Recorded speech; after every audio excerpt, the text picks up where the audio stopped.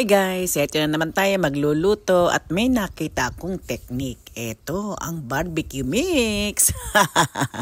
Alam niyo naman ako, mahilig akong mag-imbento ng mga iluluto para sa aking pamilya. Ayan nga, nagisa-gisa lang ako ng beef, tapos ng mga ingredients na ilalagay ko. Pero yung talong, pirito lang. Gusto ko may prito akong talong.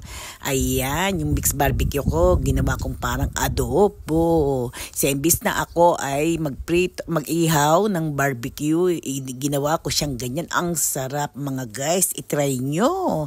Ayan, ganyan lang. Idiniray ko lang siya ng patuyo. Tapos, ayan, syempre, hindi nawawala sa atin ang magkaroon tayo ng soup. Nagpakulo lang ako ng tubig, nilagyan ko lang ng bawang sibuyas. Ayan, inilagay ko na si noodles at si itlog nung kumulo na siya. Yan nga lang guys ang aking mga ginawa para may sabaw tayo. Yan, nilagyan ko siya ng coffee mate. O, diba? Sopas na.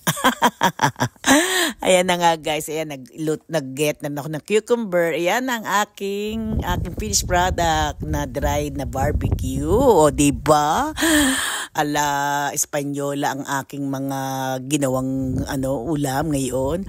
O, saan ka pa? Kakaiba. O, yan guys, tikman na natin. Wow! Ang lambot-lambot. Ang sarap. O, yan. Try nyo guys. O, thank you for watching. Bye!